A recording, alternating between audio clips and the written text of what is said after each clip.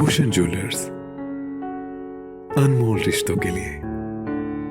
कृषि सुधार विधेयक 2020 आज़ादी के बाद पहली बार एक ऐतिहासिक फैसला कृषि और किसान के विकास के लिए इस देश के यशस्वी प्रधानमंत्री माननीय नरेंद्र मोदी जी ने लिया है।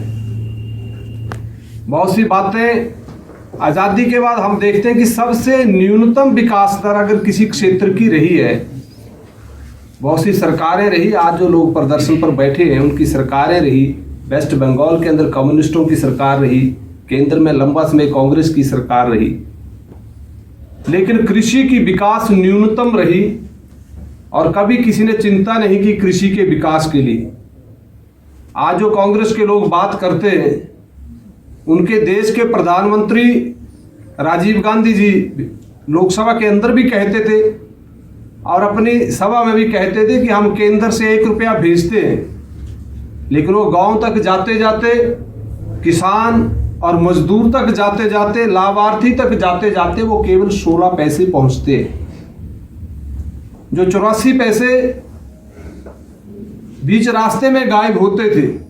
आज जो ये आंदोलन चला है, किसान आंदोलन, मैं इसकी बात करूंगा, उस आंदोलन पर बैठे अधिकतर वही लोग बचे हैं जो 84 पैसे बीच के यूज करते थे, बिचौलिए थे, मीडिएटर थे, जिन्होंने भ्रष्टाचार का तंत्र इस देश की व्यवस्था में सबसे लंबे समय से चलाया हुआ था।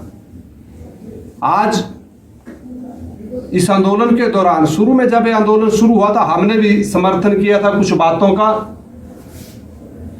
3 विषय आए थे जो आंदोलन शुरू हुआ। देश के किसान संगठनों ने 3 मुद्दों को लेकर आंदोलन शुरू किया था। सबसे पहली बात थी एमएसपी, मिनिमम सपोर्ट प्राइस। दूसरा विषय उन्होंने कहा था कि एपीएमसी जो मंडियों का व्यवस्था इस देश के अंदर, वो यथावत रहनी चाहिए। और तीसरा विषय बड़े जोर के साथ कहा था इन किसान संगठनों ने कि गरीब किसान की जमीन चली जाएगी, बिक जाएगी कंपनियों के नाम पर। इसलिए इन 3 विषयों को लेकर केंद्र सरकार को हमने भी कहा, किसान मोर्चा के नाते केंद्रीय कृषि मंत्री नरेंद्र तोमर जी को हमने भी प्रदेश की ओर से लिखा कि इन 3 विषयों पर हम भी चाहते हैं कि किसान के हित में बात आए। लंबी वार्ताएं हुई इस देश के अंदर। सरकार की ओर से भी सरकार ने कहा कि एमएसपी जारी रहेगा। आज जो कांग्रेस और कम्युनिस्ट के लोगों के समय जब इनकी सरकारें थी, जितना एमएसपी जारी होता उसके 1.5 गुना माननीय नरेंद्र मोदी जी की सरकार में 1.5 गुना एमएसपी जारी है, उसको कोई परिवर्तन नहीं होगा, ऐसा सरकार ने लिखित रूप में देने को कहा है। दूसरे विषय पर जो मंडियों की बात थी, वो यथावत रहेगी इस देश की मंडियां, लेकिन किसान के लिए आजादी मिले, उसको अपना उत्पाद बेचने के लिए बाउंड होना पड़ता था। मोदी सरकार ने कहा कि अगर किसान को लगता है, बागवान को लगता है कि मेरा प्रोडक्ट रोहड़ू में 1 रुपये में बिकता है, ठियोग में 1.5 रुपया मिलता है, चंडीगढ़ में 2 रुपये मिलते हैं, तो उसकी मर्जी है, वो दिल्ली में बेचना चाहे चंडीगढ़ में, उसको बाउंड नहीं किया जाएगा। बाकी हम जो पुरानी व्यवस्था इस देश के अंदर कृषि की, उसको छेड़ेंगे नहीं, ऐसा माननीय प्रधानमंत्री जी ने भी कहा, देश के कृषि मंत्री ने भी कहा। और तीसरा विषय जो सबसे बड़ा विषय था कि गरीब किसान की जमीन बिक जाएगी, तो इस सारे विधेयक के अंदर सबने कहा खुली बहस के लिए हम तैयार हैं, आप बताओ, वो चाहे किसी भी मंच पर आकर आप वार्ता करिए कि कहां पर किसान इस विधेयक के अंदर, जो 2020 का विधेयक पारित हुआ दोनों सदनों के अंदर, उसमें किसान की जमीन नहीं बिकेगी। वहां पर केवल कॉन्ट्रैक्ट फार्मिंग, जो उसका प्रोडक्ट है उसके साथ कॉन्ट्रैक्ट होगा, उसकी जमीन का 1 इंच भी कोई नहीं खरीद सकता, कोई वहां पर जबरदस्ती जो भी कंपनी है या दूसरा ग्रुप नहीं ले सकता है। तो मुझे लगता है कि इस तरह का जो एक गुमराह करने का प्रयास और भ्रमित करने का प्रयास राष्ट्र विरोधी ताकतें आज देश के अंदर, माननीय नरेंद्र मोदी जी ने इस देश की अर्थव्यवस्था को दुनिया की चुनौतियों के सामने आगे बढ़ते हुए स्वावलंबन की ओर इस देश को आगे बढ़ाया है। लेकिन कुछ विदेशी ताकतें, कुछ विदेशी कंपनी जिनके धंधे बंद हो रहे हैं, उन लोगों की चिंता बढ़ गई। उन्होंने मिलकर यहां पर व्यवस्थाओं को और किसानों को गुमराह करने का एक प्रयास किया। लेकिन आपने देखा होगा, मैं कह सकता हूं कि सारे आंदोलन के दौरान जो भी चुनाव हुए इस देश के अंदर, क्योंकि हम लोकतांत्रिक व्यवस्था में, और जब कोई मुद्दा जनता के खिलाफ होता तो जनता कहीं ना कहीं उसको रिफ्लेक्ट करती है। बिहार के अंदर चुनाव हुआ है, हमारी सरकार बनी, राजस्थान के अंदर पंचायती चुनाव हुए, हम 75% सीटों पर भारतीय जनता पार्टी के प्रत्याशी जीते। हिमाचल प्रदेश में भी हाल ही में पंचायती चुनाव संपन्न हुए, हम 70% सीटों पर पूरे, चाहे वो जिला परिषद की बात हो चाहे बीडीसी की चेयरमैन, 78 में से 68 स्थानों पर हम लोग जीते। अभी हाल ही में गुजरात के चुनाव हुए, वहां भी किसान रहता है, वहां पर हम 85% सीटों पर भारतीय जनता पार्टी के प्रत्याशी चुनाव जीत कर आए। देश का किसान और देश का बागबान देश के प्रधानमंत्री के साथ है। ये लोग एक ट्रांसपेरेंट सिस्टम आया।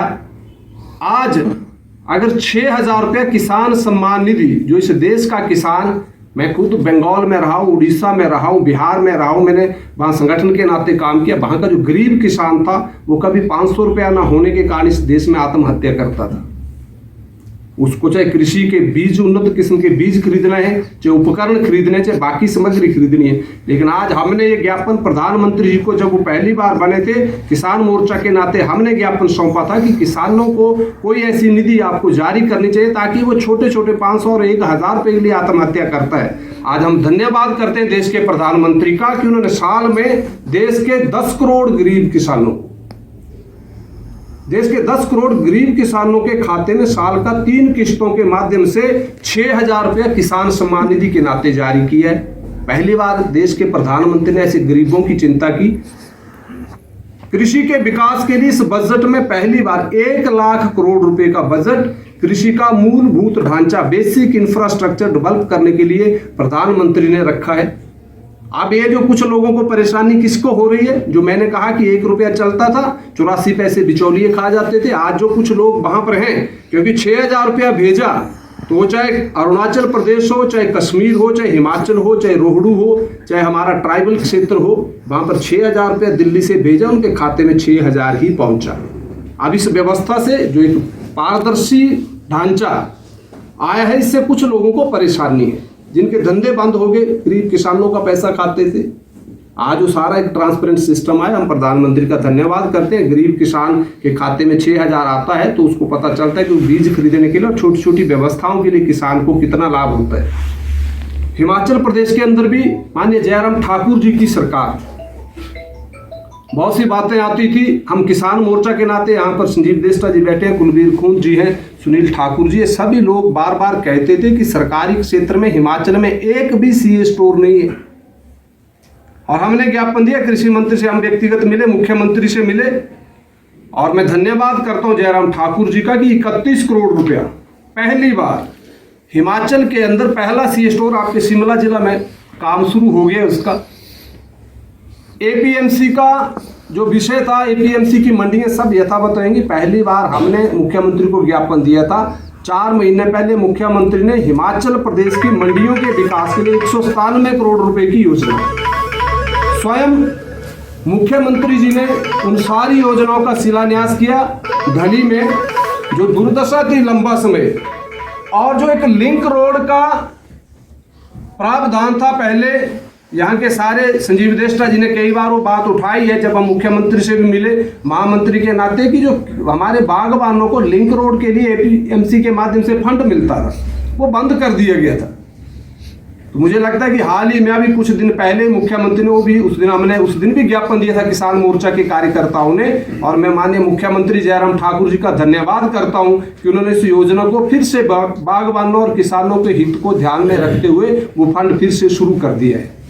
आज हिमाचल प्रदेश के अंदर प्राकृतिक खेती खुशहाल किसान योजना, यानी जहर मुक्त खेती के लिए पूरे देश के अंदर कहीं व्यवस्था नहीं है, लेकिन जयराम ठाकुर जी ने 25 करोड़ रुपए की किस्त जारी करके हिमाचल प्रदेश में, और किसान मोर्चा के कार्यकर्ताओं ने भी कई शिविरों में किसानों को उसमें पार्टिसिपेट करने के लिए कहा। 25 करोड़ रुपए की किस्त प्राकृतिक खेती खुशहाल किसान योजना के लिए माननीय जयराम ठाकुर जी की सरकार ने जारी की है। एक बड़ा विषय मैं यहाँ भी कहना चाहूंगा, पत्रकार मित्र हमारे बात करते थे हमेशा, बेसहारा पशु सड़कों के ऊपर जो फसलों का नुकसान करते थे। हमने कृषि मंत्री और मुख्यमंत्री को 1 साल पहले, अभी 2 जिलों के अंदर बड़ी स्तर पर इसमें काम शुरू हुआ है, उनके लिए गौ सेट बनाने हैं, पशुओं की व्यवस्था।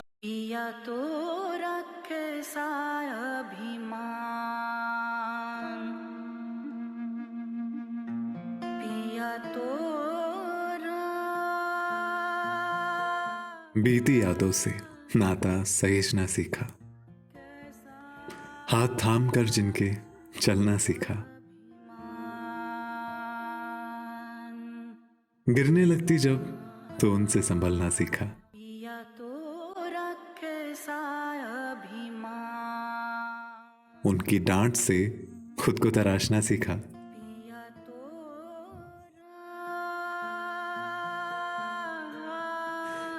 घर से दूर होकर भी दिल को हमेशा यह एहसास रहता है, उनका प्यार और फिक्र हमेशा मेरे साथ रहता है।